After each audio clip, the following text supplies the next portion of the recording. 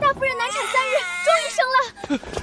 不好了，七殿下重病昏迷，快不行了。爷，大夫人生的这个孩子不太吉利啊。刚出生的孩子，连亲娘都没来得及抱一下，就被奶婆子匆匆抱上马车，送回了安怀老家。巧的是，从那以后，岳半般命格不吉的名声彻底坐实。太好了，七皇子终于醒来了。夫人，那贱丫头不祥的传闻已经传开了。第3日清晨，侯夫人去了。而岳斑斑在安怀老宅过得连个下人都不如。4岁起，他就被赶去后院干粗活，挑水、劈柴、洗衣、扫地，手上常年生着冻疮。好不容易长到16岁，老宅的人正准备把他许给一户不靠谱的人家，偏偏这时京城侯府要他做药引了。于是侯武病了，大夫开的方子要他取走药渣。原主被折腾几次后，人直接陷入昏迷，再醒来就是现在的岳。没想到这贱丫头还能回京啊！往后不会找我们麻烦吧？回京也好，至少不会被安怀老宅那帮人给卖了。临走前1天，老奴还听说他们已经谈好了一户人家，那家的儿子是个傻子，想娶个媳妇儿传宗接代。虽说2小姐您被称为不祥的人，但那户人家的意思是，等生了儿子就去母留子。您毕竟是京中侯府的，别看侯府现在不认您，兴许将来会认孩子。且就算不认，他们也觉得在安怀那个小地方会很有面子。那家跟老宅谈好了，您嫁过去，他们出100两银子，老宅很满意。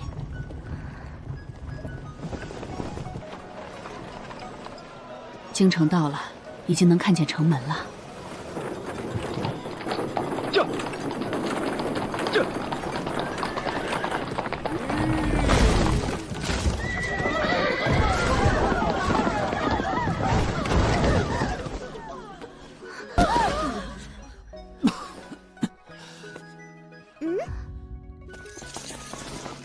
七殿下，您没事吧？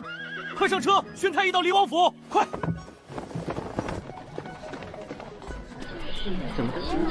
你看，哎呦，太可爱了。斑斑，16年了，你终于回来了。斑斑出落的愈发的水灵了，比千萌还好看。哎，回来就好，回来就好。是啊，回来了就好。你回来了，你姐姐的病就有得治了。是啊，是啊，斑斑，你可一定要好好吃东西，只有你吃得好了，才能多多产血。要是没有你姐姐的这场病，你也没有机会回到京城。你要懂得感恩。快，现在就去取吧，别耽误时辰。能为大姐姐做药引，我是十分乐意的。可是我一路奔波，风沙大，吃了不少土，现在的药引也是不好的。不如我先歇1天，等养好了再给大姐姐用。你们放心，我一定做一个合格的血牛，一定把大姐姐治好。快，带2小姐下去好好歇着，是个懂事的孩子。快，带她回房休息，今日就吃猪肝，多吃些。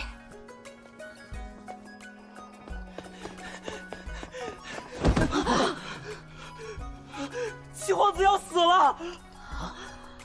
侯爷，我听说昨日斑斑回京时，在城外跟七殿下的马车撞到一处去了。七殿下当场就从车厢里摔了出来，跟斑斑摔在了一起，害怕。侯爷，斑斑出生害了七殿下1次，回京又害了1次，这万一皇上把气撒到岳家，咱们可怎么活呀？那你的意思是？不如让斑斑去给七殿下冲喜呢。妾身打听过，七殿下的病是治不好的，想必皇上心里也有数。说是冲喜，其实不过就是想在最后一刻找个人陪陪七殿下。皇上对七殿下也不过是尽最后一点心意罢了，不想让七殿下连婚都没成，人就没了。所以克不克的皇上应该也不在意，反正也没有别人愿意嫁过去。这种时候，如果岳家把斑斑送过去，皇上一定会感激岳家的。妾身都是为了岳家着想，都是为了侯爷好。你最是善解人意，当年要不是你及时提醒，怕是皇上早就记恨上安远侯府，咱们也没有如今这般日子。只是送斑斑去冲喜事小，千武治病势大呀，斑斑要是进了离王府，那可就真的取不出血来了。千武的病固然重要，但是对于妾身来说，侯爷更重要一些。千武的病咱们可以再想办法，妾身却绝对不能冒一点让侯爷出事的风险。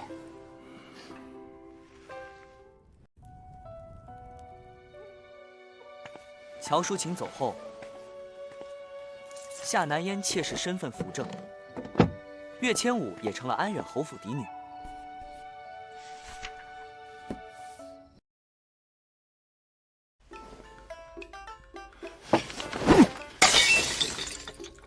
岳景荣这是诚心想把朕的儿子给克死，他安的是什么心呢？这个安远侯，朕看他是不想当了。其实让岳家的孩子嫁过去也好，京中传了这么多年说那个孩子克重华，这次偏巧两人一起回京，还撞到一起了，想必也是有缘。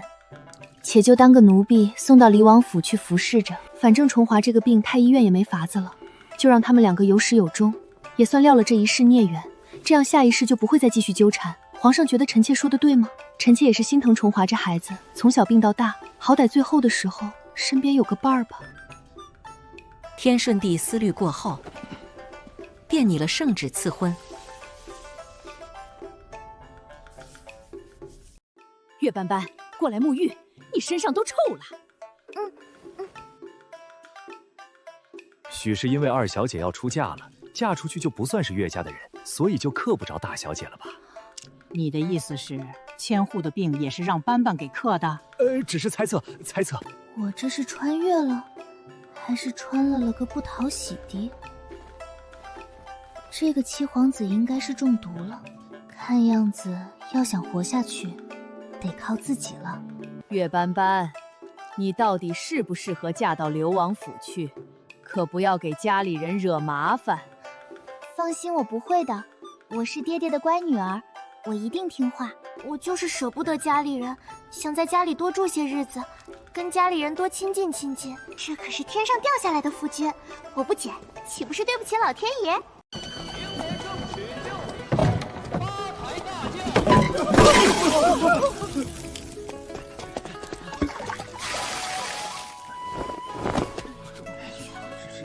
这岳家的二小姐果然如传说中一般，专克离王府啊！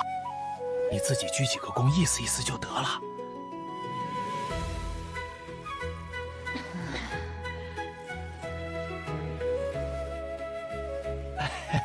新人入洞房喽！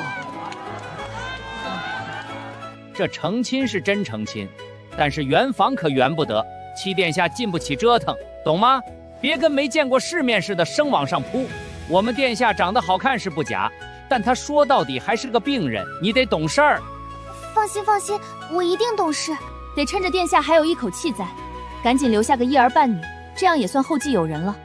宫里的瑾妃娘娘后半生也好有个寄托，要不然这人日渐憔悴，连皇后娘娘看不下去。那也不能为了留孩子不顾七殿下的死活啊！太医院说七殿下没救了，咱们考虑下一代吧。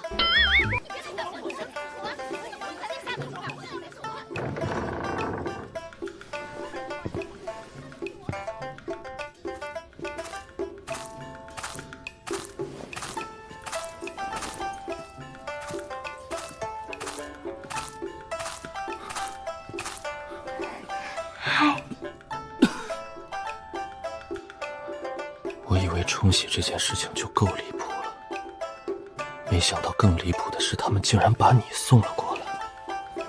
啥意思？瞧不起我，还是怕我克你？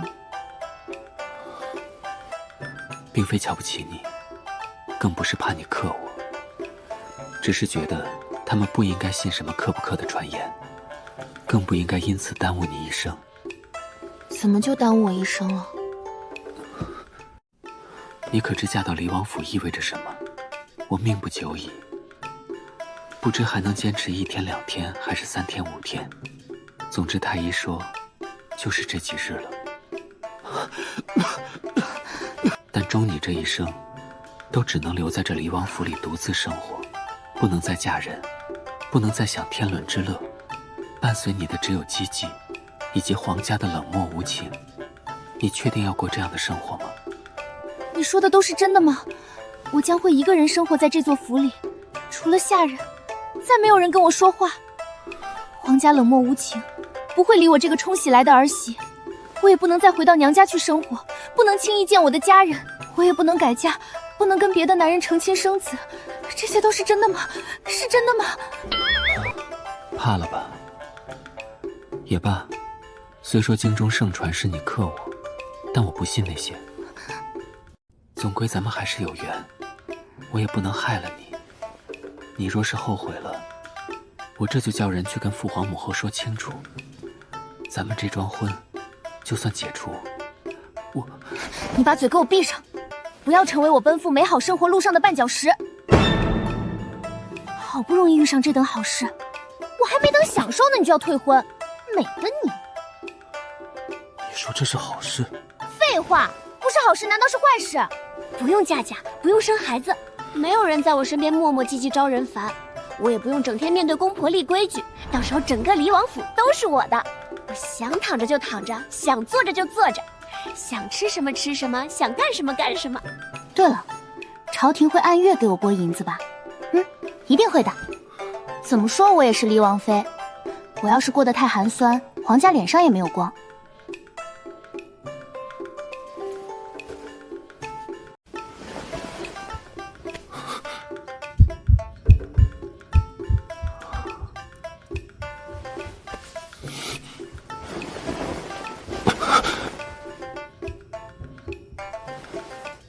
心轩，药物所致，有人给你下过毒。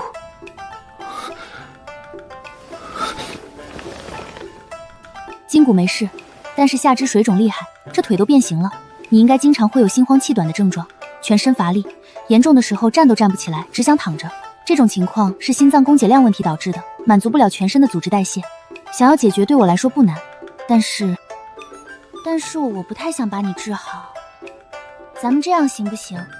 我给你治到半好半不好的样子，既吊着你的命，又不让你好得太利索。你可以减轻痛苦，但要想像正常人一样也是达不到的。你会医术？我分析过了，你身份特殊，一旦完全好了，一定会参与到争夺储位的纷争中去。我觉得那样不利于我们的家庭稳定，更不利于平平安安活到老死。事业挂太累了，要么被人斗死，要么把自己累死。比起死，我更想好好活着。你办好办不好的，跟皇位也就无缘。但你又是王爷，这府里的生活十分富足，咱俩就在家中混吃等死，这样是不是很好？怎么活？可一定要给殿下留个后啊！已经在安排我的后事了。我不行，我得懂事，我不能因为你长得好看就生往上扑，别的你不要想。哦对，你现在应该也没那个力气想。你哪儿学来的医术？从没听说过安远侯府的嫡小姐精通医术。所以你听说的嫡小姐应该是侯府的大小姐，不是我。吃了它。这是什么？你管它是什么呢？反正你人都要死了，我总不可能傻到提前给你下毒吧？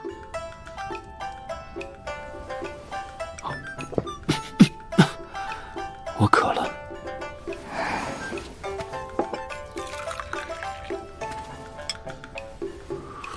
这生心丹你吃了之后，过1个时辰就会有感觉，之前的心慌乏力症状会有明显的好转，包括身上的水肿也会见消。但它不是吃1颗就能好的神药，想要把你这病症完全治好，需要连续服用10日。只需10日？我就是有这个本事能把你给治好。不过我先前也说了，你这病症是药物所致，有人给你下毒。虽然那毒是很多年以前下的了，动质已经极不明显，但体内毒素依然还有残留，一点点的把你的身体给拖垮了。10日复生心脏，再10日均除毒素，不是神话，我真的能做到，你要相信我。你说的都是真的？真的。那你愿意帮我治病吗？那你听我的话吗？听话，咱不治。我都是为你好，以后你就懂了。你先歇着，我到府里转转。我是乡下回来的，好不容易进了离王府，想开开眼。虽然不让往殿下身上扑，但你好歹在里头照顾着，这怎么才入洞房就往外跑呢？殿下的颜值不足以吸引你吗？赶紧给我回去，不怀上孩子别出来。二位先别吵，殿下身子不好，这会儿睡下了，我就是怕打扰殿下休息才出来的。另外我也想在这府里转转，这么大的王府啊，我还是头一次见。我瞧着，怕不是比我们安远侯府还要大吧？这话说的，安远侯府能跟王府比吗？那侯爵能跟王爷比吗？哼，真是乡下来的土包子，没见过世面。确实，您说的对，我就是没见过世面。我才出生就被送到乡下去了，就是安远侯府，也只是回京之后住过3日，第4日就被送到这里来了。所以您带我转转吧，带我见世面。哇，府里居然有湖！哇，府里居然有山！哇，府里这么多下人！哇，府里好多院子！你可真是要了我的老命了。确实好生养，你看他面不改色气不喘的，甚好。我从小养在乡下，什么粗活重活都干过，4岁就跟着大人上山拾柴火，这区区2个时辰不在话下。那是什么好事吗？还值得你这般炫耀？你是因为什么被送到乡下去的？你心里没数吗？还不是因为你克了我们七殿下？你从打出生就克他，回京又克他，你这是逮着他一个人祸害起来没完了是不是？你就不能换个人？我又不想这样，但其实也算不上我克他吧。好不容易能回京，还是他的马车撞了我的马车。现在他要死了，还把我弄进离王府来冲洗，我这是什么命啊？他为啥就可着我一个人祸害呀？你这老头儿就是刀子嘴豆腐心，嘴上说着瞧不上他，吃饭的时候还问他爱吃什么。好歹有个王妃给殿下送葬了。我公公您吃什么可气的人？从小养在乡下的，随便给口剩菜剩饭吃的，不挑食。对，我不挑食，吃你们剩下的就行。王府里的剩菜剩饭都比我以前吃的好了，我知足。作孽呀，岳家作孽呀！行了，等着吧，我去安排。瞅你瘦的跟个麻杆似的，我让厨房去炖个肉。以前都不会给殿下吃这些重油的东西，怕不好消乏。现在也不忌讳这些了。殿下想吃什么就跟老奴说，咱们想吃什么就吃什么。这人啊，不怕别人听人说，能吃点什么就吃点什么吧。一般这种时候，那就是离死不远了。是，你能不能过来扶扶我？你今日初来乍到，我陪你吃个饭也是应该的，且也不至觉得过于乏力。我这会精气神确实好了一些，与你说了这些话也不大喘了。我想是你那个药，可能是回光返照吧。吃饭，别矫情，没那么难受了就多吃些，只有吃饱了才能有体力。多吃些，病会好得更快。我的意思是，趁着还能吃就赶紧多吃点，吃一顿少一顿。刚才我把整个离王府都转了一遍。我从小在乡下长大，没见过这么好的宅子，这把真是开了眼。这哪里是宅子，简直就是园子。生活在这里，一辈子不出府门我都乐意。不过你府里有些人不对劲，看我的时候表面上是好奇心王妃，但实际上却带着监视和审视的意味。但也不是所有人都这样，应该是被分成了2派。如何看出来的？观察，那些人看人的眼神不对劲儿，手里在做着的事儿也不对劲儿。明明是拿着扫把扫地，可是划拉了半天，地上的落叶也没聚到一堆儿。我在乡下干了10几年扫地的活，太知道扫成这样意味着什么了。意味着什么？心不在焉，他们根本不是在扫地，就是做个样子，实际上心里想别的呢。所以你逛府是借口，真正的目的是打探一下府里情况。可你不是说要还去观察这些事？我是混吃等死，怎塞但不是被人害死。混吃等死得有个先决条件，就是这个地方它得真能让我平平安安、一事无成的苟合着。那些应该是你的对家派来的吧？无外乎就是你的那些兄弟，谁让你家真有皇位继承呢？行了，快吃吧。吃完了，我给你做一次针灸治疗，解决一下你下肢水肿的问题。但还是那句话，咱们不能好得太快，也不能全好。好得太快惹人怀疑，全好我就不能混吃等死了。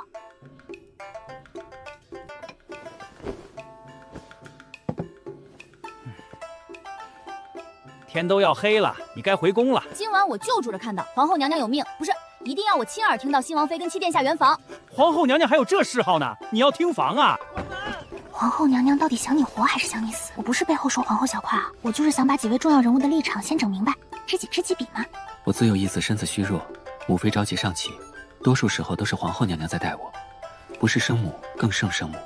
那就是好的，那可能真的是想留个一儿半女，有个心理寄托。可惜啊。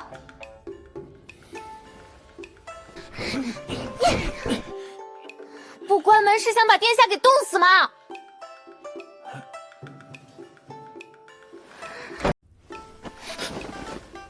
干什么？你不脱裤子我怎么给你施针？你还想不想好了？扎别的地方行吗？扎哪儿？你说扎哪儿？你腿部缝肿严重，不消肿的话，就算病治好了，这双腿也要废了。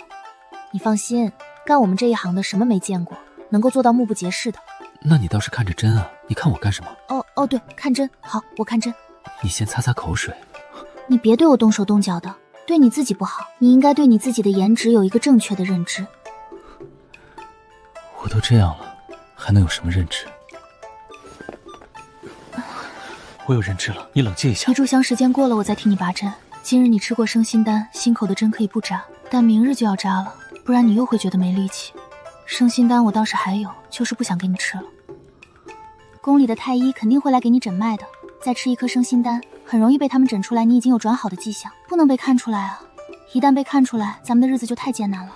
你能不能告诉我，你这些针是从哪儿来的？你病重这件事天下皆知，我做点准备入府也是应该的。至于我这医术，是在乡下时跟那边的游医学的，你也别看不起那些游医，高手在民间，可不是太医院那些老古堡能比得了的。我还是那句话，你这个病我能给你治，但不能完全治好。不过其实经过我治疗之后，你那些乏力和水肿的症状肯定是没有了的，但你不能让人看出来。我教你怎么装。对，就是这么要咳法，多咳几回，这就是信号，你得给别人发出这种你病没好的信号。可以，那其他的呢？其他的没有其他的了，其他的所有事儿都不符合我只想躺平的人设。你只要病着，咱们就高枕无忧，我也不会给你找麻烦。我天天就在府里躺着，到饭点就吃饭，天黑了就睡觉。你这个床可真舒服。月斑斑，你醒醒，你还没给我拔针呢。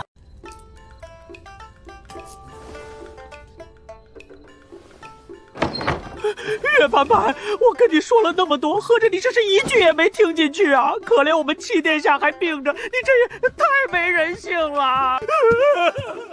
殿下，王妃，百年好合，早生贵子。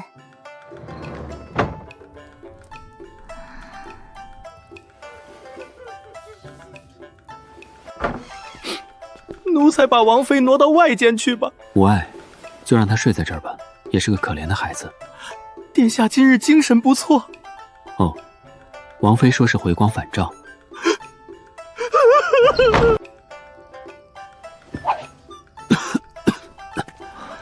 殿下的身子还是不行吗？虽然还是不大好，但似乎比前2日强上一些。那看来是冲洗有效，恭喜七殿下。那个皇上说了，如果殿下实在不大好，这些折子就让属下拿回去；如果殿下身体好了些，就把这些折子留下。明日殿下批完，属下再来取。七殿下依然不大好，但好在也没有往坏里发展。要是能一直这样，也算是维持住了。就是想要再好一些，还是得出京去泡泡汤泉。畅春园的汤泉对这个病症有很好的疗效。等本王好上一些的，再做打算。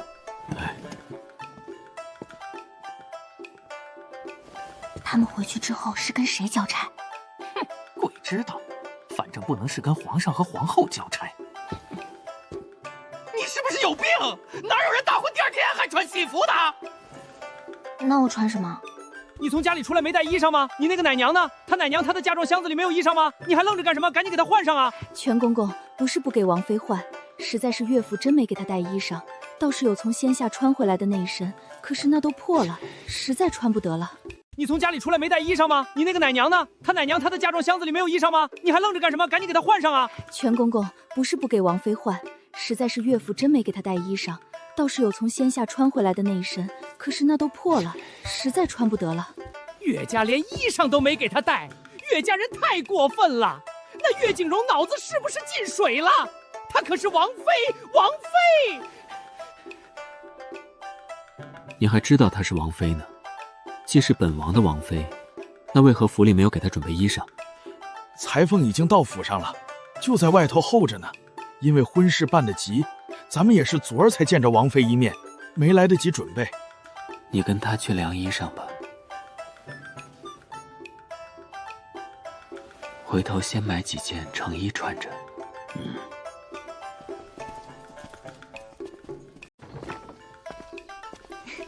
你这回真该回宫了。不急，已经让下人去准备成衣了。等王妃量完体换好衣裳，我带着王妃一起进宫去给皇上和皇后娘娘磕头敬茶。干什么去？去给皇上和皇后娘娘敬茶，这点规矩不懂吗？那新媳妇进门，第2天不都得去见公婆吗？我们姑娘出生就被送走了，老宅那边没有人教她这个。不是有没有人教的事，主要是我一个冲喜的王妃，还用走这种流程吗？你还想不想好了？你怎么这么不上进呢？别的王妃一成亲，那是巴不得赶紧进宫去认公婆，那可是皇上和皇后啊！你可倒好，居然不想去。想当年大殿下成亲的时候，王妃还没等进门呢，就在晋王府门口冲着皇宫的方向跪了下来，给皇上和皇后娘娘磕了3个头，叫了声父皇母后。二殿下成亲之后，王妃次日天还没亮就到宫门口等着，一路3拜9叩进了宫。不但给皇上和皇后娘娘奉了茶，连当日的午膳都是王妃亲自准备的。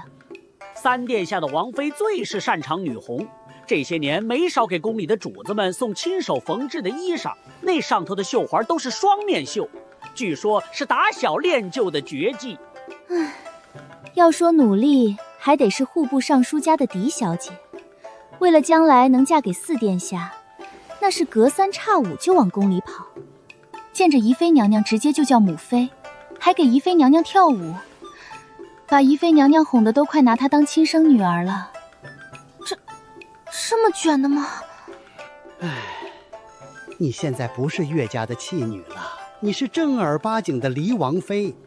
虽然你昨天晚上，但是太医说殿下的病没有加重，还说算是维持住了，那你就是有功的。嫁到了离王府，咱们就是一家人，做奴才的就得为主子打算。说说吧，你有什么才艺？我会割猪草。他确实会割猪草，而且还割得很好。你把嘴给我闭上！你俩成心要气死我是不是？割猪草算个什么才艺？整个京城哪有一根猪草能让他割？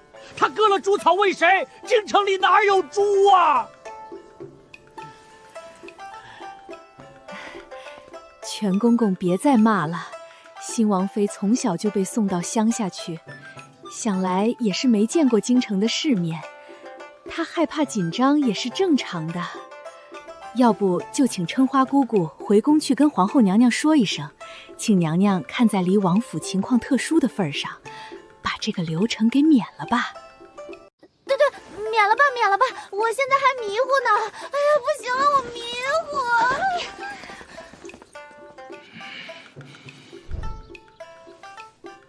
哼！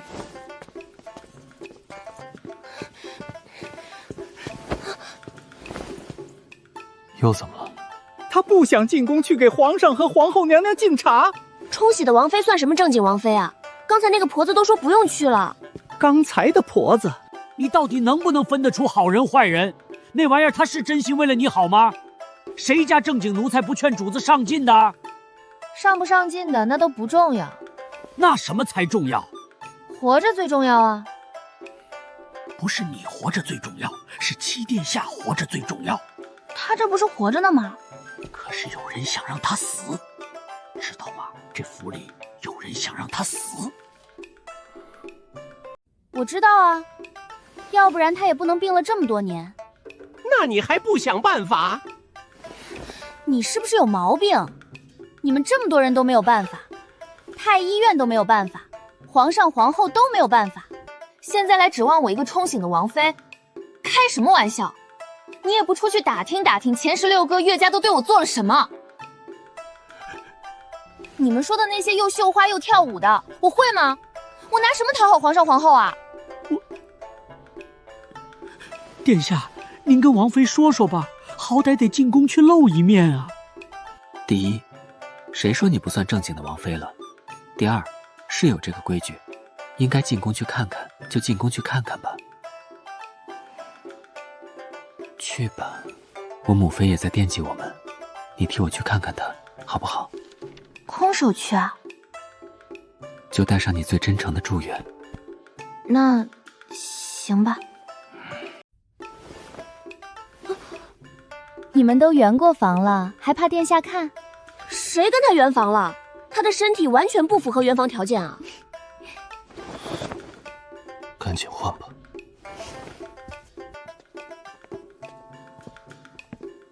唉，长得是挺好，就是人傻了点儿，怕不是个美丽的小废物吧？全公公慧眼如炬，说的全对。你说这是不是就叫物极必反？人人都说岳家那个孩子克华儿，可没想到嫁过去之后，华儿的病竟然稳定住了。这喜还真让他给冲着了，就冲着这一点，朕得记他一功。记谁一功？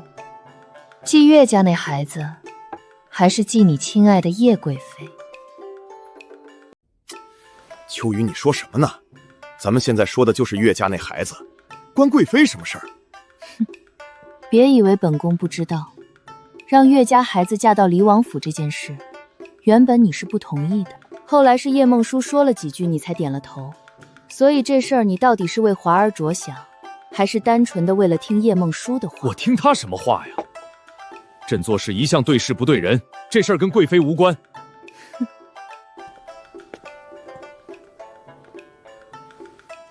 长秋宫到了。到了？到哪儿了？你睡了一晚上还没睡醒？我要真睡了他一晚上，现在估计还躺着起不来呢。皇上和皇后娘娘都在吧？瑾妃娘娘到了吗？皇上是来了，但瑾妃娘娘没来，听说又病了。瑾妃娘娘这个身子也实在是让人着急，打起精神，跟我进去吧。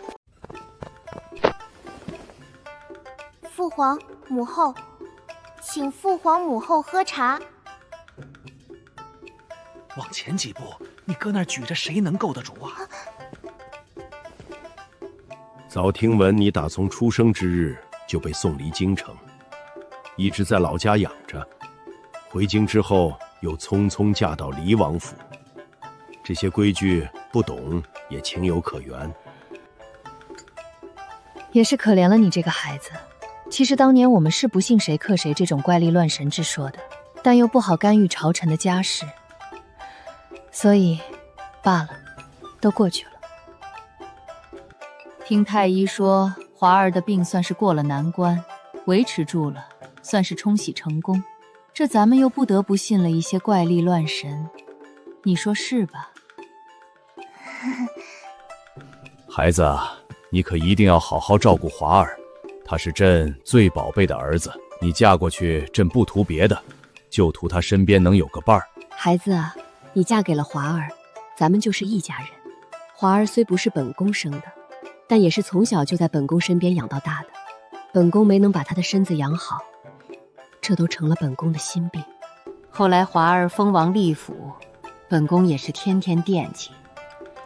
现在好了，华儿有你照顾了，本宫也能安心一些。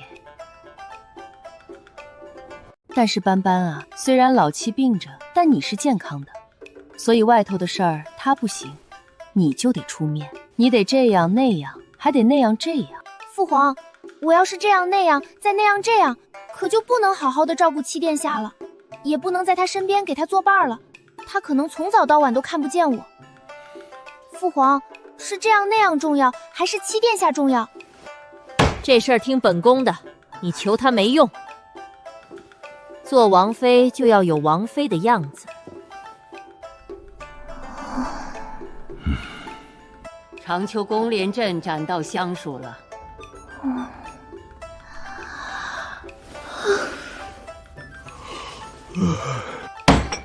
怎么了？怎么了？散朝了吗？秋雨，你这个脾气得改，动不动就拍桌子可不好。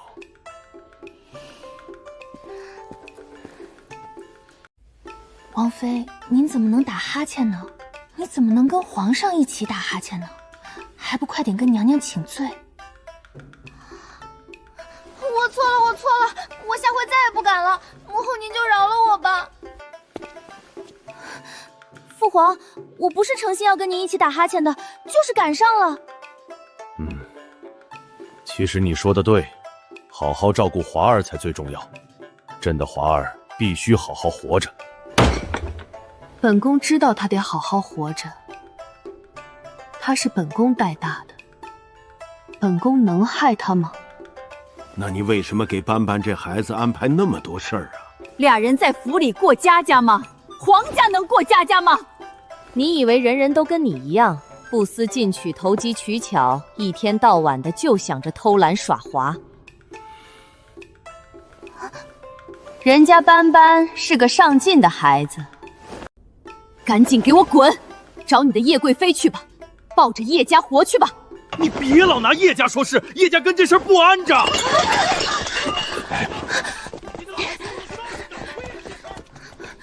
王妃没吓着吧？别怕，常有的事儿。皇上这会儿嘴硬，晚上还得来哄娘娘。这么多年，他就没赢过。不过王妃，这事儿也怪您，您第一天来听训，怎么还能听困呢？那哈欠一打，搁谁不气？我说我不来，你非让我来。行了，不怪您。长秋宫暂时不能待了，奴婢带您去锦绣宫看看瑾妃娘娘。黎王妃，贵妃娘娘有请。哎。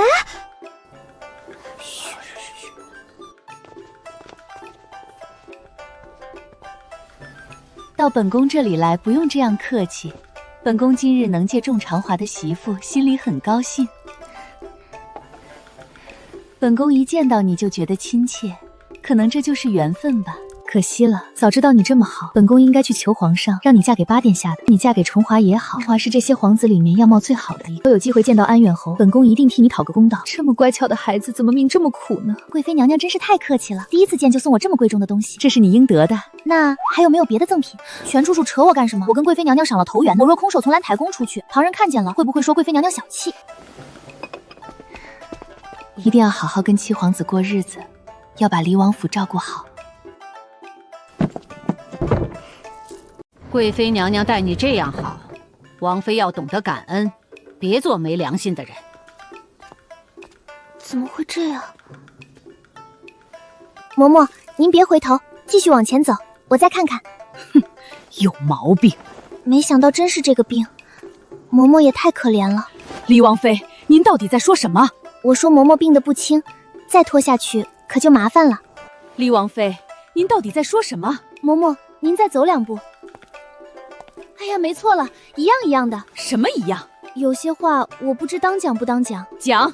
好，那我就说说。嬷嬷，您这腿怕是有点毛病。我们乡下有一个人就是这样的，走路腿画圈，平时看不出来，但偶尔发作的时候就会画那么几下。什么了？我哪有走路画圈？这么多年从来没人说过。可我是个实在人，贵妃娘娘对我这么好，我不能当个良心喂了狗的白眼狼呀，我得报答。您高兴，娘娘就高兴；娘娘高兴，皇上就高兴；皇上高兴，皇后就……总之，我就是想报答贵妃娘娘，所以才指出嬷嬷这病症。我到底哪有病？哪条腿？右腿膝关节发生了轻微的错位，这是发现的早，再晚就是严重错位，没救了。走2步，有病没病都走2步，看看到底画不画圈。就在这儿，走2步。哎，我怎么画圈了呢？我这腿怎么不听使唤了呢？黎王妃，怎么会？什么？到底发生了什么？嬷嬷是不是觉得有病的那条痣吧没有力气，不画圈就走不稳路？我也是跟嬷嬷投缘，才多说了2句，我都是为了嬷嬷和贵妃娘娘好。好孩子，好孩子。黎王妃呀，刚刚是老婆子我不懂事，说话不好听，您可千万别往心里去，可真是大善人啊，养才看就心肠好的。虽然不如娘娘东西珍贵，但这也是我身上衣裳最值钱的了，王妃收着，我这个腿脚也送不了王妃太远了。嬷嬷快回去吧，一定要多休息啊。好人一生平安。怎么回事儿？怎么就麻了？没什么，我拍你几下你也麻，那地方本来就是麻筋。那他为啥又画圈了？腿麻走路不就画圈吗？合着好好的一个人就这么被你给忽悠瘸了。还祝他好人一生平安呢。并不是故意冷落瑾妃娘娘的，是瑾妃娘娘本身的性子就比较清冷，不喜欢人多，所以才撤了不少下人。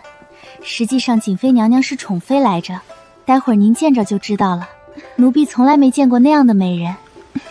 不要跪，不用跪我不在意这些虚礼。这位就是七殿下的王妃，安远侯府的2小姐，今天带进宫来给娘娘看看。娘娘，是我看入神了，你别笑话我。你跟你母亲长得很像，我一眼瞧见你，还以为是淑斌又回来了。你能在这种时候到黎王府去陪着华儿，我很感激你。没想到我跟淑琴时隔16年之后，还能有这般缘分。娘娘，您不怕我克七殿下吗？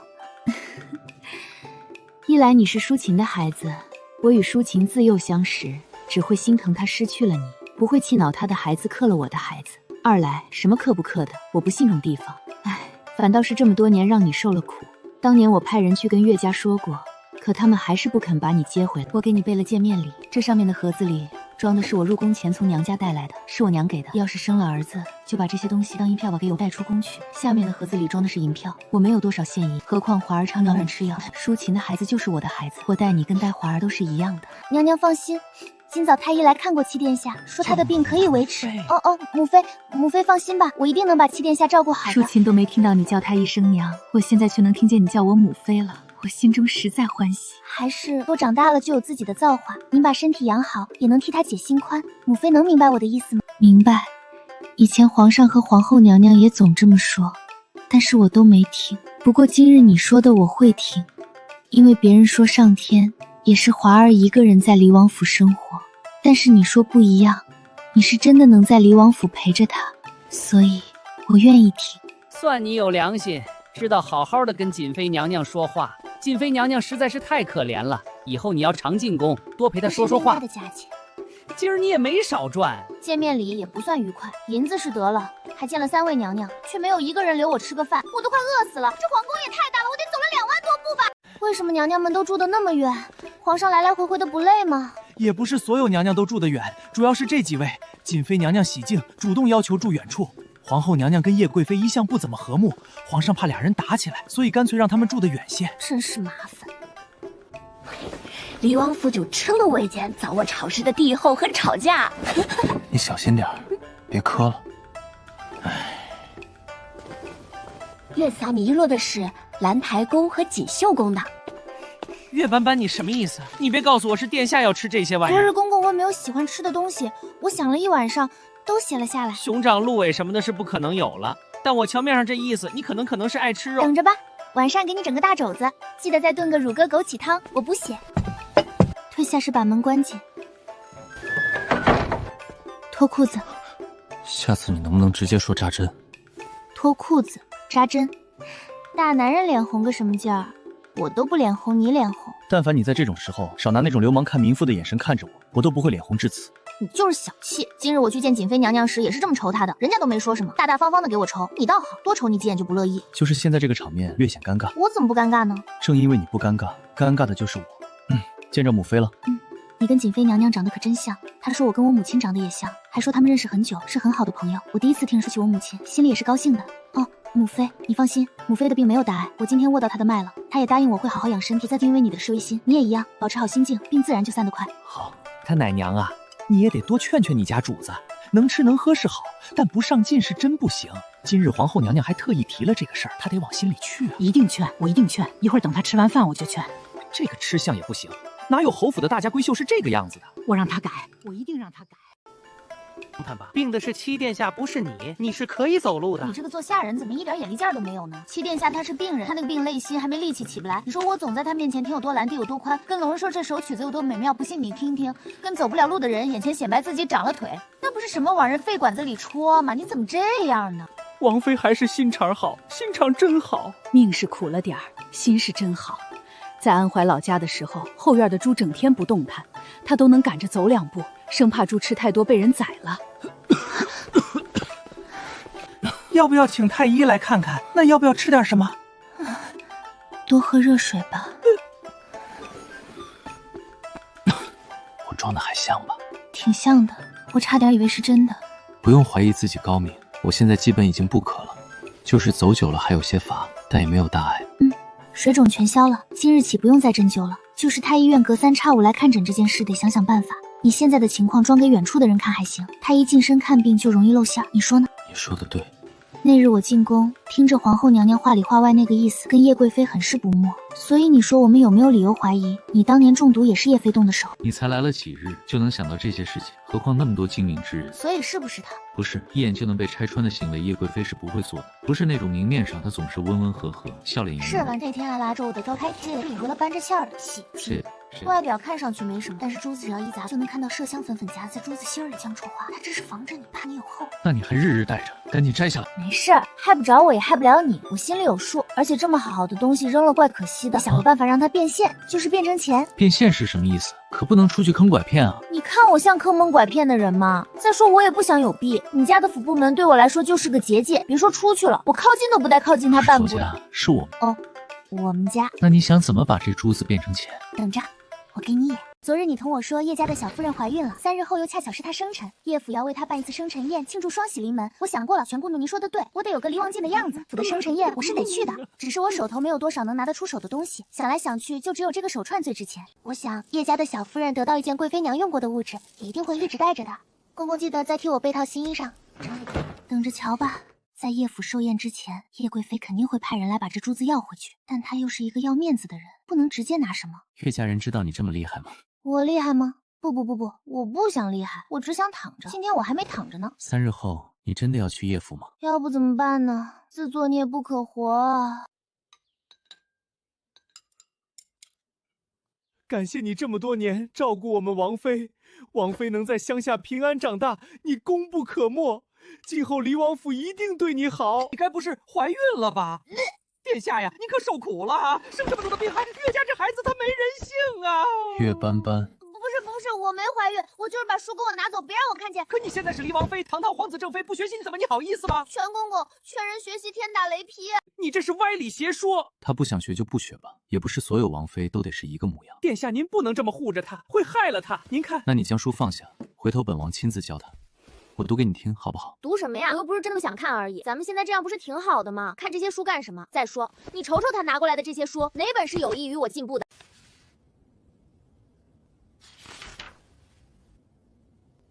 你看我说什么来着？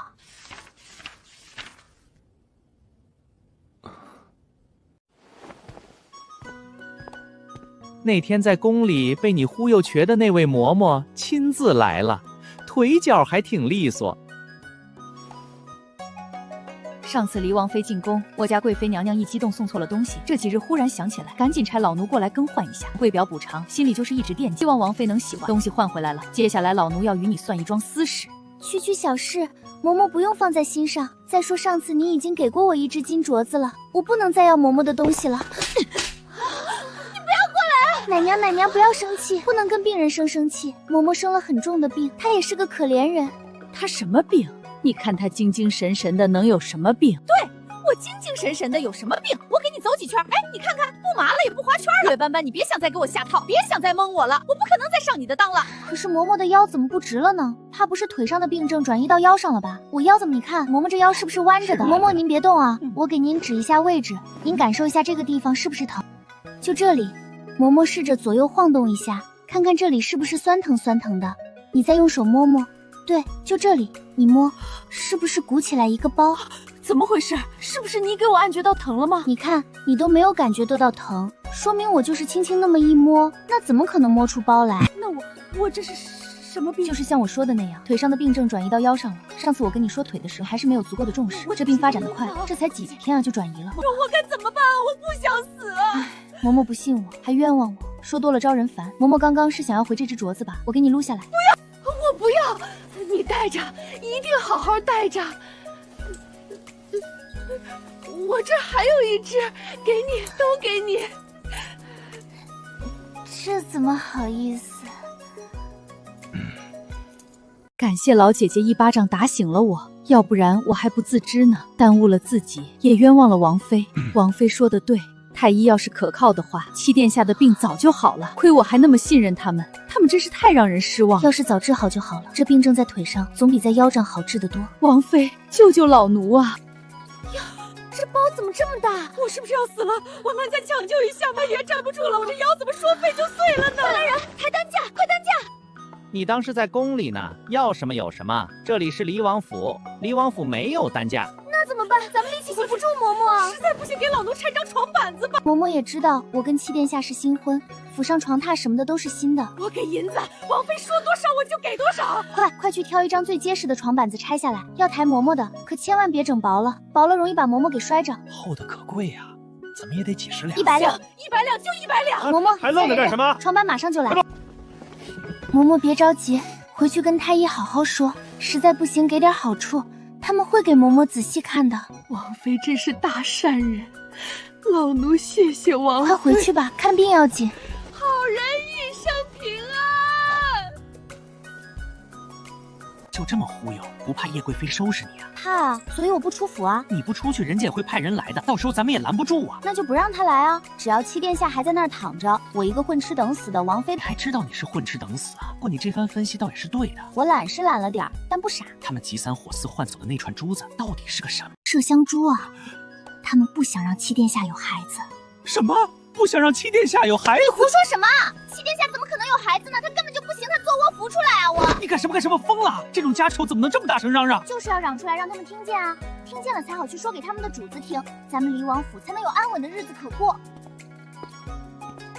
老七这字写的是越来越好了。七殿下近日身子似乎好了些，人也有力气，字可能就写得好了。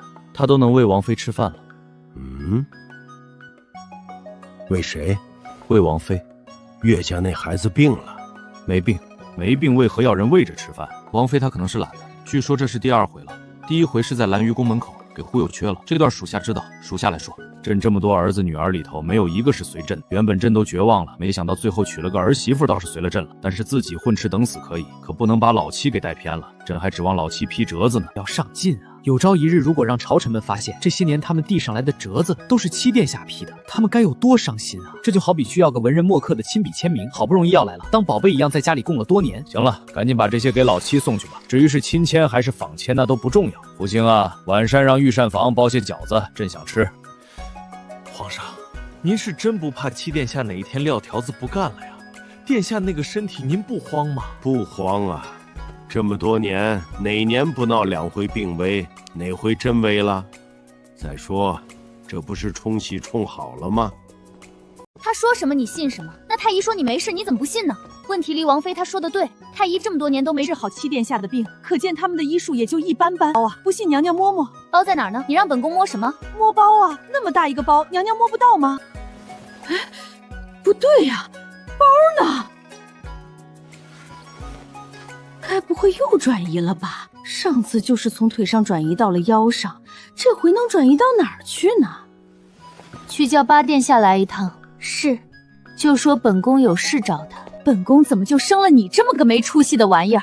你还真当贤王的贤是悠闲的闲？要不然呢？是哪个贤？你少欺本宫几回，本宫就能多活些年数，能给你好好铺铺路。能不能铺一条不通往皇位的路？那玩意儿不是人干的事儿啊！我不是说父皇不是人的意思啊！你给我闭嘴！2天后，你小舅母办生辰宴，听说那岳斑斑也去，你替本宫好好看看那个人。谁？岳什么玩意儿？斑斑老七冲喜的那个王妃。七嫂啊！你不用叫的那么亲切。哦，母妃至于吗？就7个病病歪歪这么多年，身子一直都熬废了，您总盯着他干什么？你怎么就知道你父皇不会把储位给了老七呢？他爱给就给呗，反正我也不想要。你给我闭嘴！这么多年叶家培养你是为了什么？总不能是为了让你在画本子界扬名立落吧？你一句不想要，葬送的是多少人的辛苦，你知道吗？每次都是这一套。行了，我知道了。我如果不努力，那些努力过的人是不会放过我的，对吧？母亲也是不会放过我的，对吧？你是我儿子，我做这一切都是为了你。不像话吗？反正你得学，你要是不学，我就死给你看。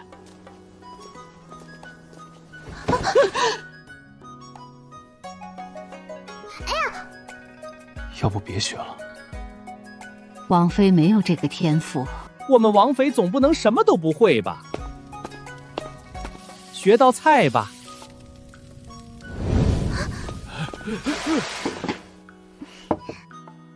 岳斑斑，要不你俩和离吧？今日咱们学点文的，咱们学茶道。这么的，咱们抛铜板来决定今天学还是不学。是那种抛到正面就学，抛到后面就不学的玩法吗？不是，抛出去铜板摔碎了就学，摔不碎就不学。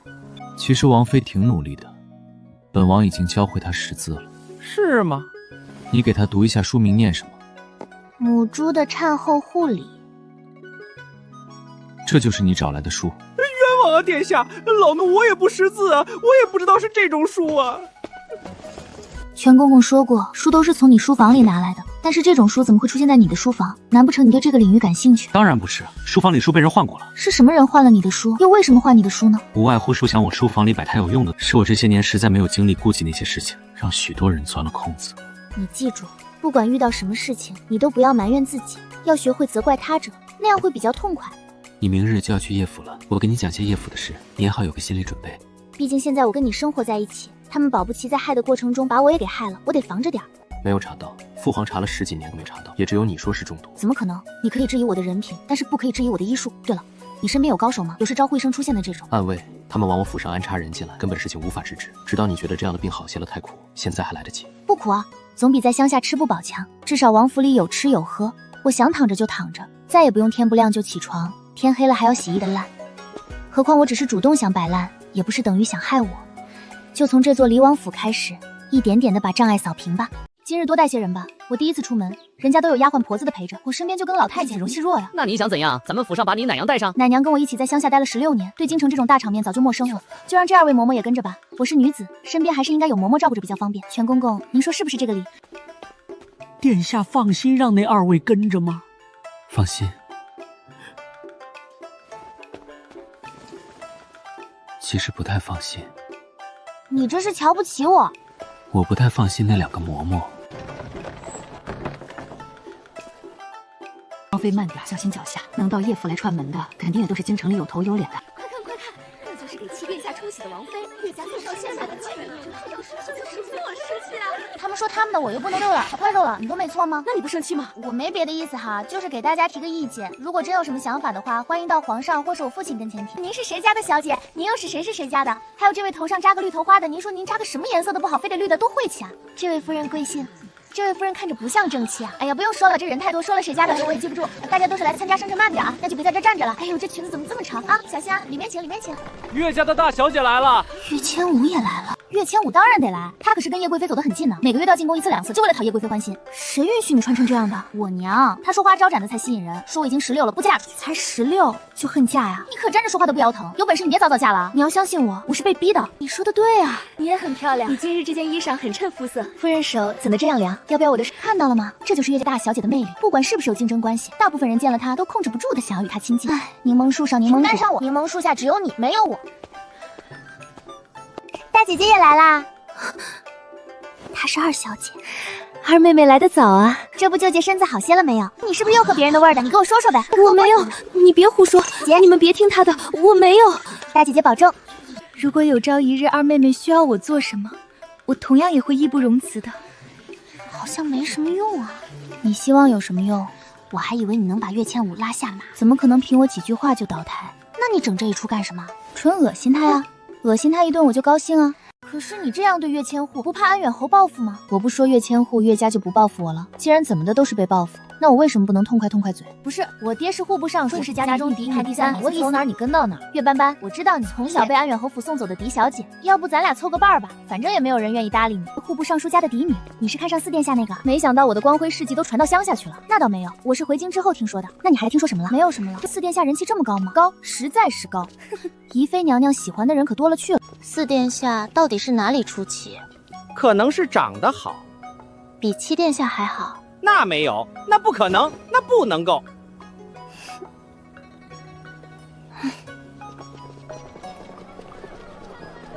试问天底下除了瑾妃娘娘，谁还能有咱们7殿下长得好？他对7殿下多少有点个人崇拜，你别往心里去。他说的没错啊，这天底下的确是没有人比7殿下长得好看啊。可惜7殿下身子不好，总感觉活不长久，要不然我一定改到锦绣宫跳舞去。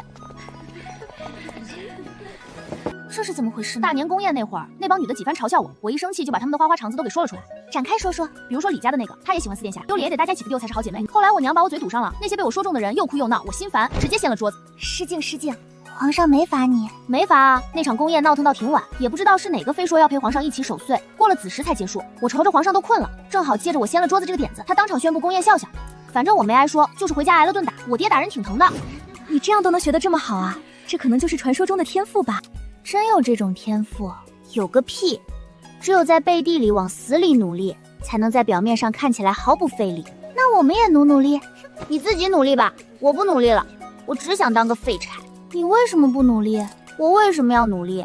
为了那几个穿的比你还招风，谁家的？一个是吏部尚书家的，一个是右相家的，还有一个父亲只是个6品小官，她还是个庶女。那个呢，戴绿头饰的那个。什么颜色不好戴，非得戴绿色。礼部左侍郎家的也是庶女，审美有点问题，每次出席这种场合身上都带点绿。那可能绿色是她的幸运词。拉倒吧，之所以把绿色掀身上，是因为她爱慕9殿下。9殿下的名讳里有一个绿字，9殿下名叫江绿尘。这他妈谁给取的名字？听说是皇上。算了，当我没说。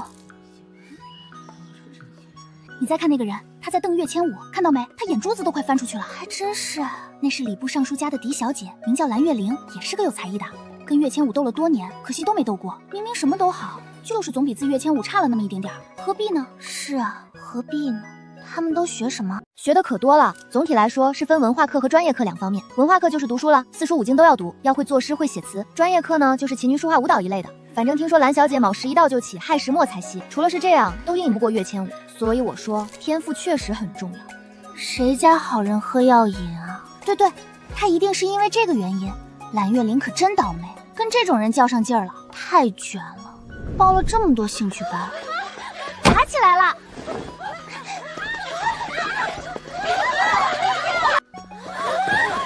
别打我大姐姐！别打我大姐姐！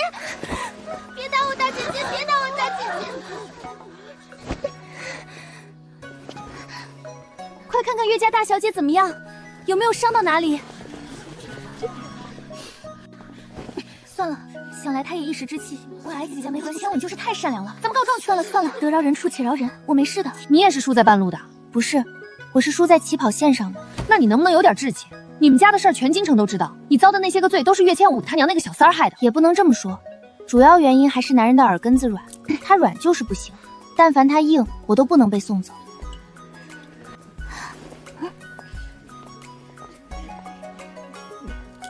左相家的大小姐唐飞燕，所有人都知道她心意七殿下。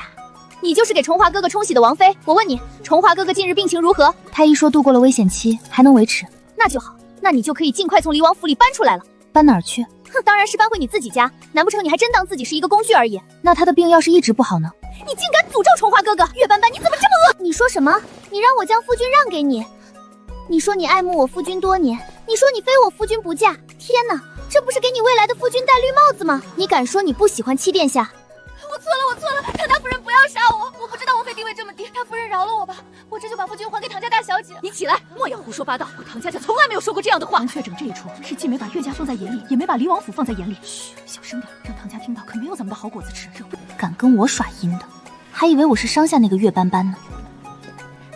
没事没事，咱们继续。你刚才那一下，唐家脸都绿了，你这脑子转的也太快了。就是玩儿。纳尼？又来一个？这是什么路数？那个病秧子怎么这么招人啊？我的不是一个路线，我是模仿派的。七殿下什么样我就什么样，七殿下什么病我也是什么病。岳斑斑，你就可怜可怜我，让我去离王府跟七殿下一块病着吧。要不我也给你找个人冲冲喜。你看，你如果也有人给冲喜，那是不是又跟七殿下多了一个共同点啦？那我等你。啥？这就走啦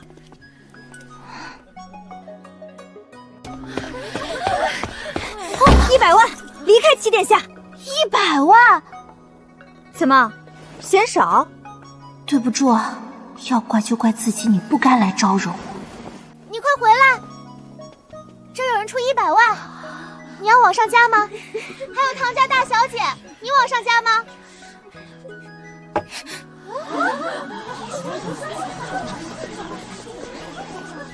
你看他凶的！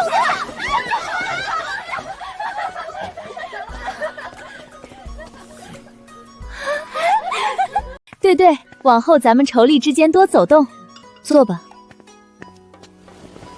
姐姐好。胡说什么？那是你婶婶。婶婶好，你是新婶婶吗？婶婶你看起来好美呀，想跟婶婶贴贴。不要闹，婶婶还没吃东西呢，让婶婶先吃点东西再陪你玩。那婶婶猜猜安保吃的是什么？猜对了有奖哦。反正不可能是地瓜。恭喜婶婶成功排除了正确答案，那安保就不能亲婶婶了，婶婶的奖励没有了。咱们都是自家人，不像别的宴亭里一个人都长了800个心眼儿，咱们吃饱才是要紧事儿。吃吧。三弟妹，你这是病得治。我只是不饿。可是你随礼了啊，礼都随了，为什么不多吃回来一些？多亏啊。丫鬟从外头回来，讲其他厅的趣事，说岳千武所在的厅里正在讲菜品典故，输了自罚1杯。得亏我爬得快，成了王妃了。生死由命，富贵在天，啥也不会怨我。也怨不得你，你从小不在这些事情上就不擅长，在不在京中长大的。谁这个姐姐不错，我喜欢。我带安保去园子里逛逛，我也去换身衣裳。换不换的有什么意思？又不找对象了，可惜了，小小年纪的。可惜我小小年纪就嫁人了。不是，可惜你小小年纪就不知道换衣裳。下人来传话，说女兵都去了梅园，岳家大小姐和唐家大小姐为首的小姐们正在作诗写字。不去。天菩萨，千万别喊我烧脑！斑斑，快走，梅园那边热闹起来了，岳千武和唐飞燕那帮人都在作诗写字呢。这姐姐也忒淡定了吧？我一向写字没有岳灵好看，此番又要丢篓了。岳大小姐不用放在心上，你已经那样优秀了，次次都赢，那岂不成神仙了？哼，马屁大圣。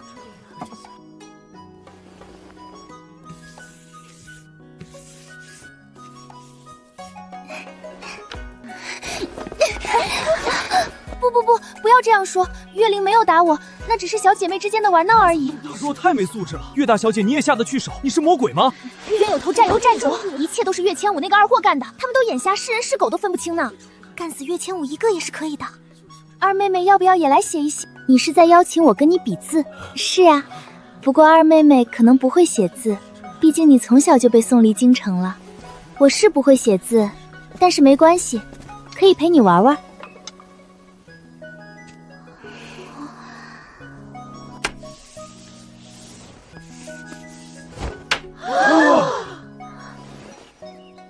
要不岳千武，你把鞋脱了吧，你用脚写。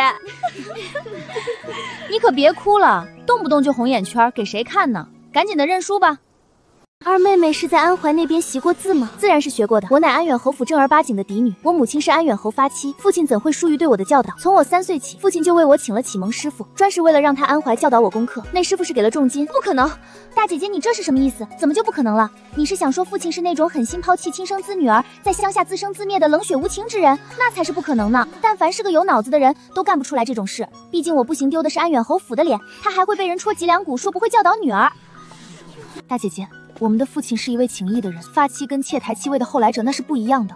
无论到什么时候，哪怕是父亲100年之后，能与之合关的人也只有我母亲一个，所以父亲怎么可能会放任我不管？只是家中很多事情也不是他一个人能说得出他算的，就只能暂时委屈我，希望我不要恨他。我怎么会怪他呢？他是我的父亲呀。对哦，岳斑斑才是安远侯府正经的嫡女，这样的才是明媒正妻，才算得上真正的当家主母吧？岳斑斑说的连血贤都算不上，将来都不配跟安远侯合葬的。这么说来，其实岳千武也算不上岳家真正的嫡小姐。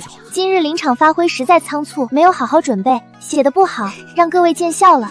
大家可以把刚才发生的事都忘了，千万不要放在心上。你是想让我们把你对岳千武说的话给忘了吗？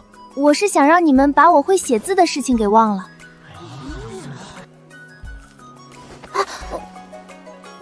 岳斑斑，你要是个男人就好了。你要是个男人，我就不用去宜妃娘娘面前跳舞了，我直接给你跳。这位大姐，你今年有25吗？岳斑斑，你在胡说些什么？我今年才14岁。什么？竟然才14岁？那为何看起来竟像是27、8的样子？你这张脸是生来就这么成熟的吗？你看你这皮肤跟10几岁的小姑娘比，完全没有弹性啊！我什么玩意儿没弹性？我没有。你捂起来是没有用的，总不能一辈子捂着是吧？只要手一放下来，明眼人一眼就能看出你的皮肤状态老化严重。不信你看看你身边这2位，他们跟你是差不多年纪吗？你看看他们多水灵，只有你的皮肤差了。手是女人的第2张脸，它比脸更容易出卖女人的年龄。你的日子过得好不好，在一双手上都能体现得出来。我知道你们都是大家闺秀，家中不可能让你们干粗活累环活。那么在这种情况下，手的状态不好，可能就是你自己身体的原因。你们也知道，我打从出师背地里就被送到乡下养着了。可是你们看我的手，能看出来我是在乡下干了10几年粗活的人吗？你还懂这些？我父亲偷偷给我请的师傅可不止一个，还有一位女师傅专门教这些。女师傅还教会我一些美容养颜的配方，我自己调配出有针对性功效的花果茶，喝了之后对女人很友好，像皮肤老化、色斑、茶疹和热水都可以去除。是。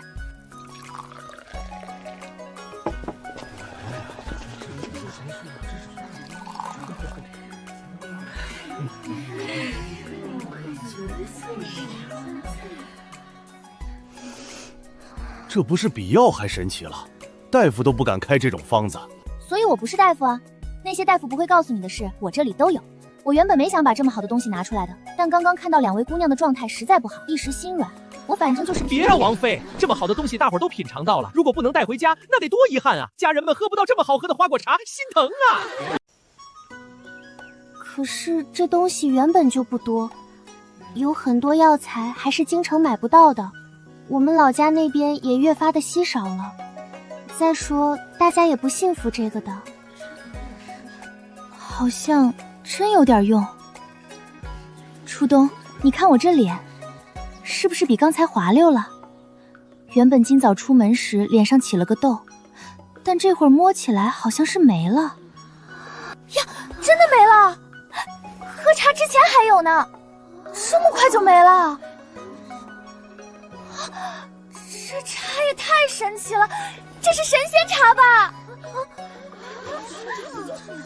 你这皮肤看起来也比先前好了一些，红润了。你们看这里，刚刚还有一道纹的，现在是不是没了？好神奇！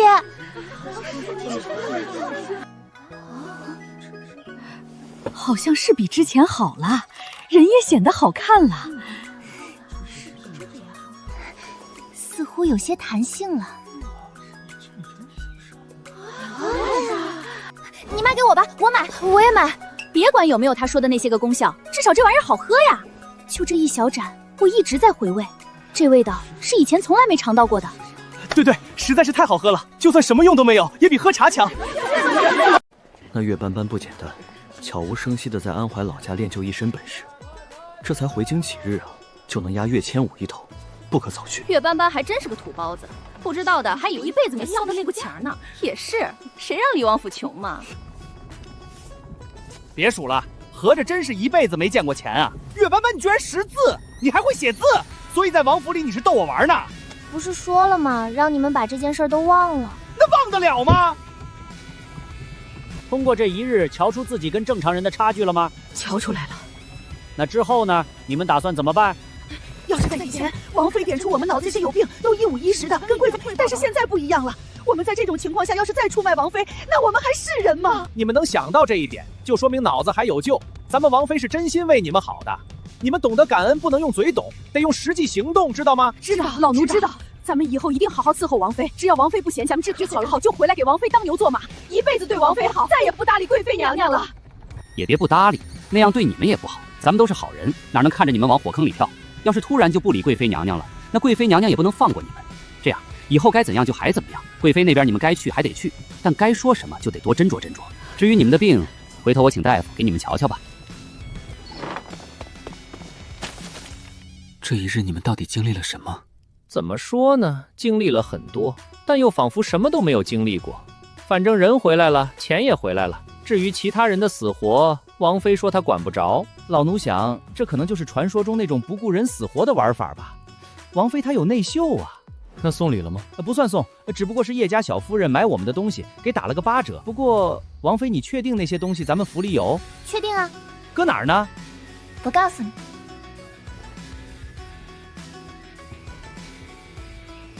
到这边来坐。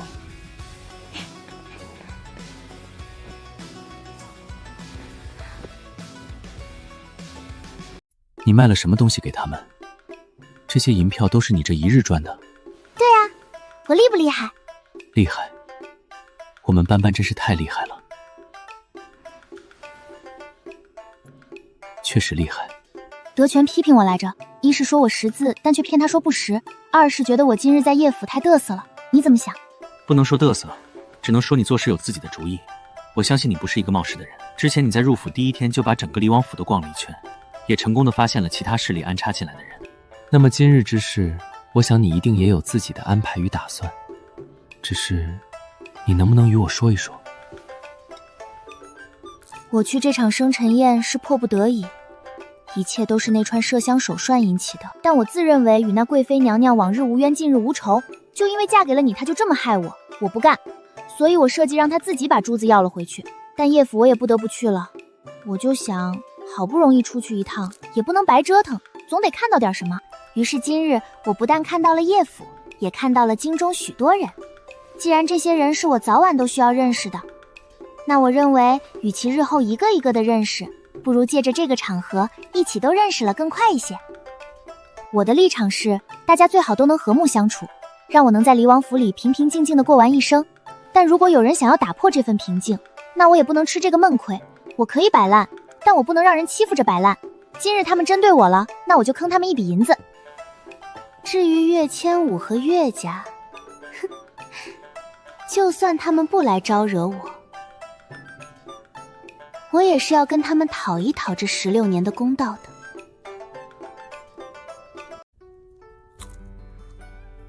其实我还是那句话，你我并未圆房，外界看来，你入离王府只是为了给我冲喜的。你若是想要远离这些纷争，我可以与你和离。你放心，你我和离之后，我会给你一笔银子，再派人送你到一个你喜欢的地方。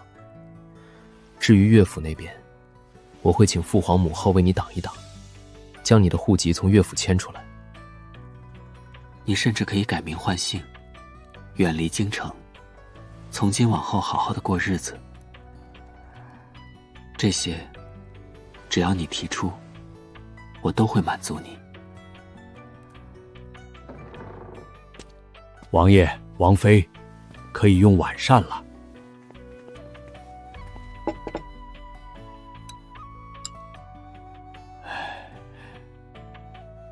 在叶府吃饱了。岳斑斑，天凉了，你要不要过来睡？男女授受不亲，我们是夫妻。我是冲喜的，不算。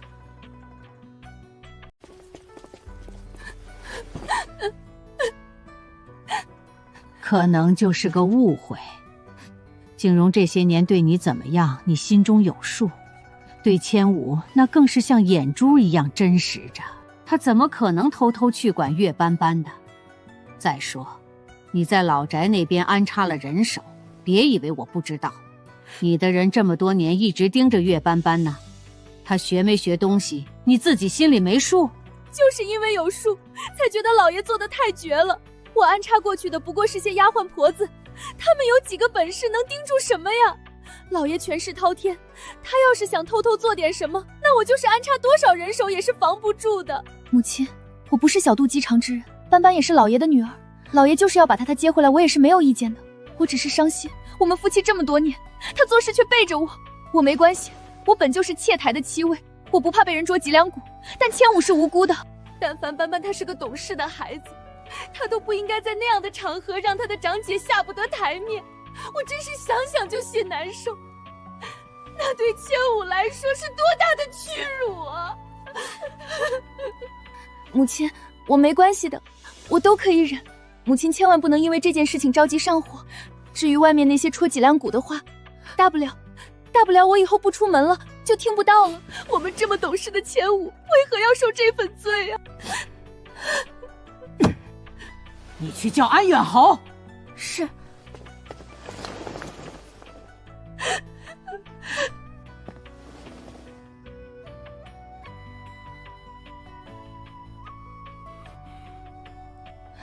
岳景荣，你可知罪？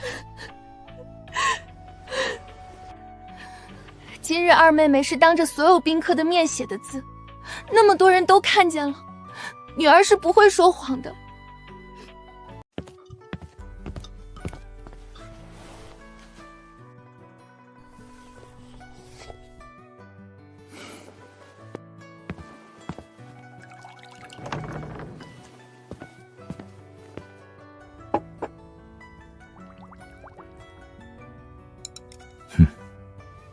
明日起，每日早膳也做些肉菜或肉饼之类的。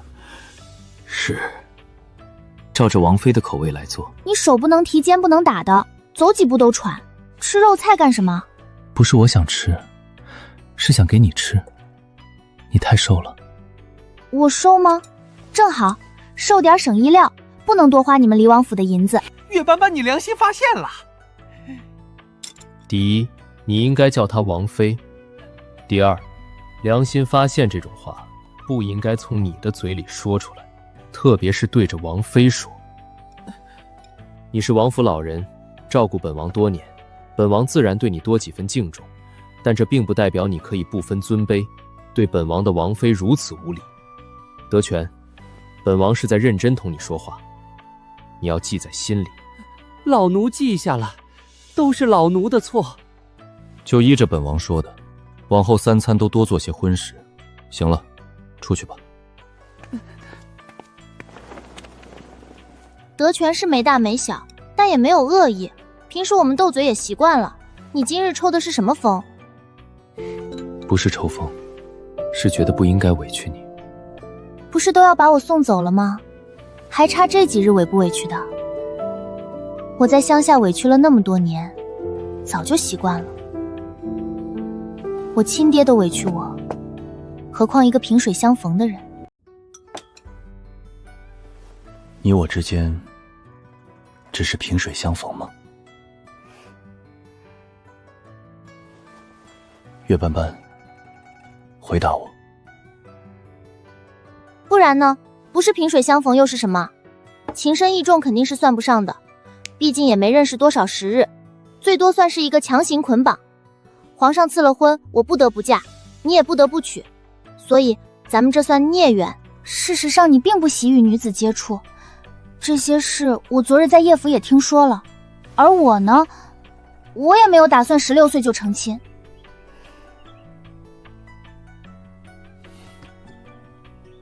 你在生我的气？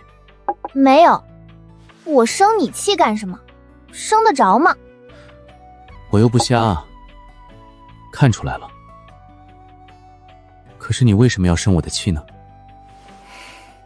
你打算什么时候送我走？今天还是明天？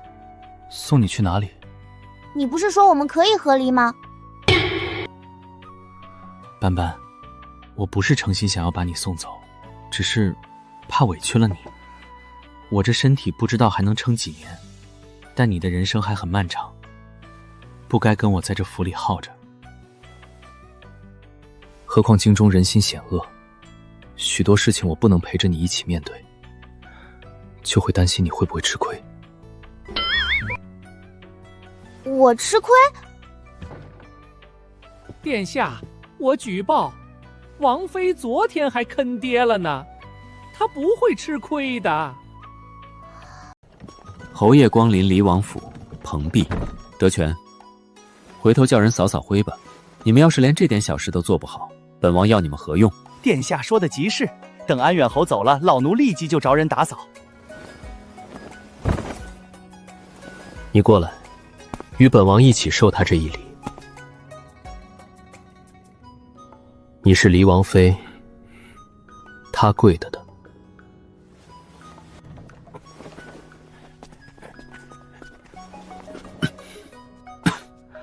安远侯，请起吧。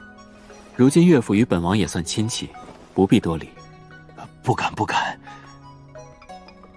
你有没有闻到这屋里有一股子奇怪的味道？好像是不太对劲。你说这是什么味儿呢？不是人的味道。岳斑斑，安远侯直呼我大名，看来是一点都没将东福皇室放在心上。这里只我一人也就罢了，我不同你计较，但七殿下也在呢，你这是在打谁的脸？微臣没有打谁脸的意思，只是想问问这个女儿，本侯何时请了师傅送去安怀教导她功课？安远侯是不是病了？不然为何记性这么差？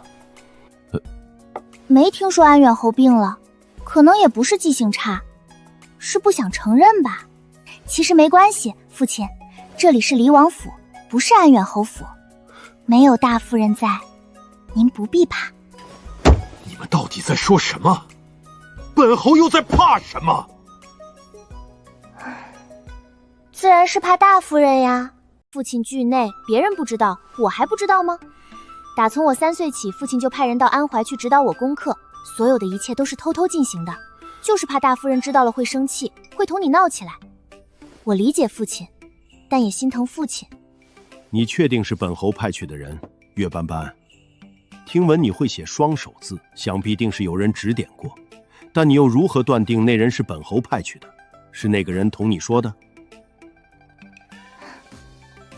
父亲真是健忘，当初是您亲自去的安怀啊，就在我3岁那年。父亲想想，那年我还小，但已经记事。我清楚地记得父亲抱着我说，这辈子最对不起的就是我和我母亲，说你忘不了我母亲。奈何家中那个姨娘下世是个阴毒的，设计送走了我，连带着害死了我母亲。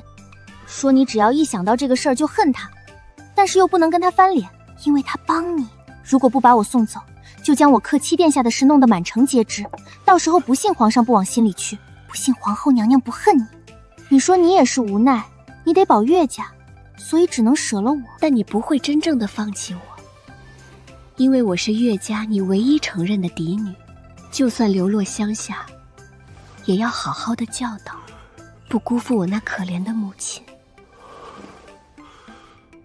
刚刚我对父亲态度不好，父亲别怪我，因为我觉得父亲对外不肯给我好脸色，我得配合着父亲把戏演下去，不然大夫人又该跟您闹了。但后来我又觉得那样做不对，父亲对我那么好，我不能连声父亲都不叫。殿下，你说对不对？16年前，本王4岁，确实在斑斑出生那一日病情加重，但是后来缓了过来。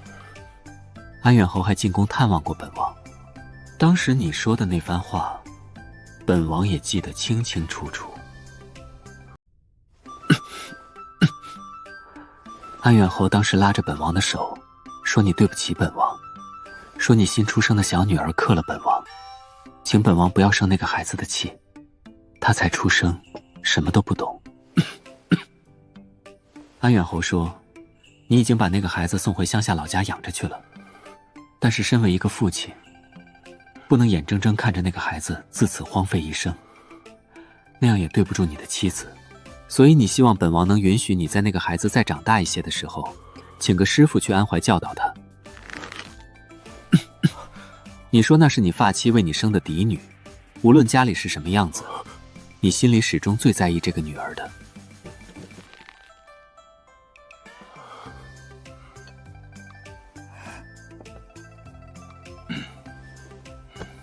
本王当时也小，不懂那些事情，什么克不克的，本王不在意，只是听你说起这件事，也觉得那个孩子实在可怜，就点了头，答应了你的请求。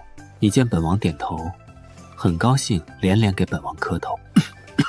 磕完头，你又请本王替你保守秘密，说不能让别人知道，特别是你们家那个姨娘下世，你好像挺怕她的。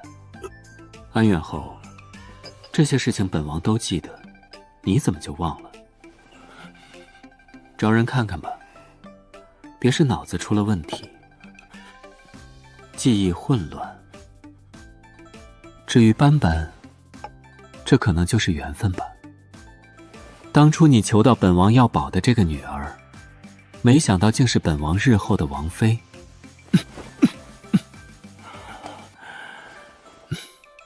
好了，安远侯，本王体力不支，实在说不动了，你回吧。父亲一定请个大夫好好治治，您正值壮年，可不能就这么糊涂了，那还怎么为皇上分忧呀？至于家中大夫人，父亲让着她些，您脑子不好，玩心也玩不过她的，万一她哪天起了歹心再加害父亲，我是嫁出去的女儿泼出去的水，不能替父亲分忧，实在是心中有愧呢。父亲慢走。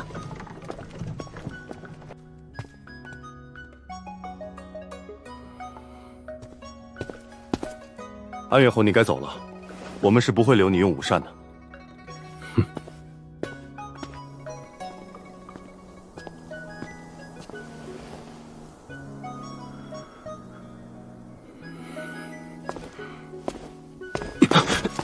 侯爷慢点，侯爷小心。昨日王妃去叶府时，跟着一起走的嬷嬷也是下台阶的时候绊了一下，后来听说那嬷嬷脑子不好，似乎是生了什么病。对，就是脑子不好，嬷嬷自己都承认了。全宫后那会儿还张罗着给请大夫呢，说是要好好治治，脑子的病可不是小事儿。唉，你说挺好个人，怎么得了这种病？谁知道呢？听说这种病一得上，恶化得很快，还会转移，严重的不出几个月人就没了。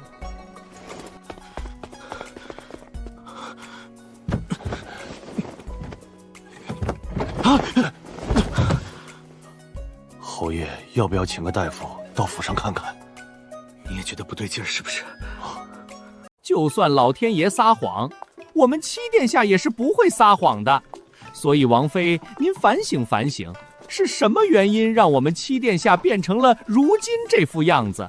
是人性的扭曲，还是道德的沦丧啊？可能是你家殿下的隐藏基因觉醒了。我家殿下就是有隐藏基因，也是优良基因。怎么可能？皇家有什么优良基因？不都是勾心斗角上位的吗？这种事兴许他下生就会。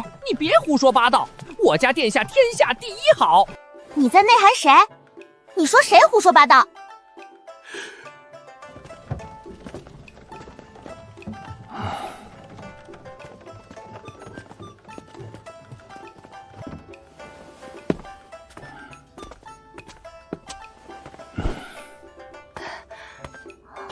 我不用扶，我没病。你确定你真没病吗？有些事儿你没看见，不代表它就没有发生。我父亲是什么人啊？他可是安远侯，真要放任一个亲生的嫡女在外头自生自灭，他不怕经理人戳他脊梁骨吗？那将来我要是因为没有文化出了丑，别人问我为什么如此丢人，我就说我爹啥也没教过我，那他不也能干出让自己丢人的事儿？那你就说他派人教过你。不是我说的，是他真的派人教过我。不信你问七殿下。别问了，问就是教过。安远侯的确偷偷派人教导过斑斑，这一点本王非常确认。你爹都能派人教导你，怎么不能让岳家老宅的人多给你做点好吃的呢？你瞧瞧你瘦的，还得离王府往回找补。我爹是一个注重内在美的人，他不再吃外表胖瘦。不是一家人不进一家门，好好的殿下活生生被你给带坏了。罢了，慢慢吃吧。在叶府生辰宴上露的那一手，如今满城皆知岳家的二小姐深藏不露。那么今后你打算怎么做？这似乎与你一直以来的人设不太相符。怎么就不服了？哪儿不服？江崇华，你还不明白吗？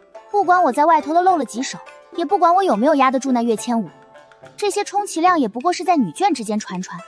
他们吃完了饭闲出屁来议论几句，翻不了天。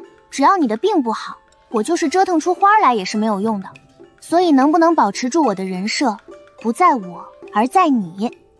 你病不好，我就能好好苟着；你病一好，生活立即天翻地覆。不过还是要表扬你，今日临场发挥不错。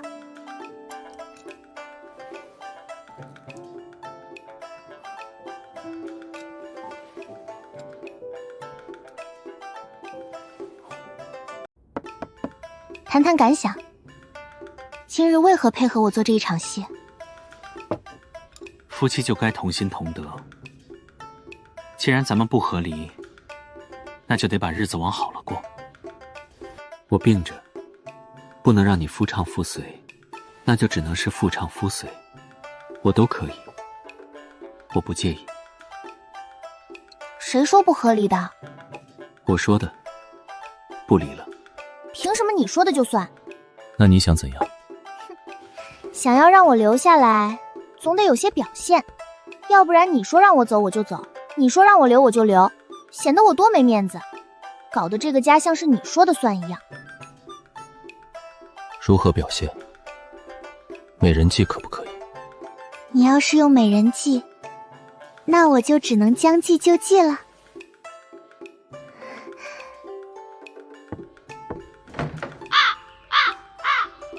挺大个人连饭都不会吃，吃的一嘴油还不知道擦。你是有病，但不是手有病。抬抬手擦擦嘴这种小事也要我来做，真以为我是你爹？看什么看？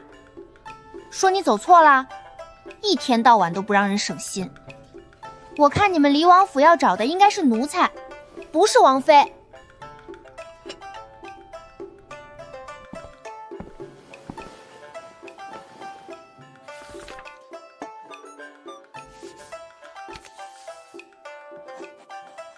要不要找个专门的盒子收这些银票？可以找个带锁的。用不着，你得给我找一间空屋子。啥意思？字面上的意思。啥意思？要不全姑母跟我们一起看看大夫吧？是啊，王妃就是想要一间空屋子，没住人的那种。照王妃吩咐去做。看到了吧？除了你们住的那个院儿，还有书房的这个院儿，再加上下人住的偏院，其余所有屋子都是空的。你该不会是想问问府里有没有别的女人住着吧？不好意思问有没有人住，就拐弯抹角的问有没有空屋子。府里有没有女人住，我嫁进来的第一天就知道了。我再跟你说一遍，我就是要个空屋子，我要做点事情，你给我找一间大一点的，离我们院近一些的。看到没有？这院子其实是给你准备的。王府有王府的规矩，殿下住的地方是殿下住的地方，不代表王妃嫁进来就能跟殿下同住。王妃有自己的院子，殿下想去自然会去，殿下要是不想去，或是去别的什么侧妃屋里，你就只能在自己屋里闷声待着。但因为你是正妃，所以你的院子离殿下住的地方还是挺近的。不过我们离王府比较特殊，谁让七殿下一直病着呢，就被你给钻了空子了。是不是我入府了之后，你家殿下活过来了？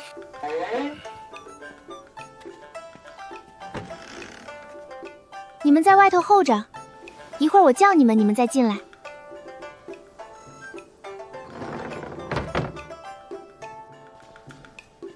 1. 要叫王妃；2. 不可以不尊重王妃，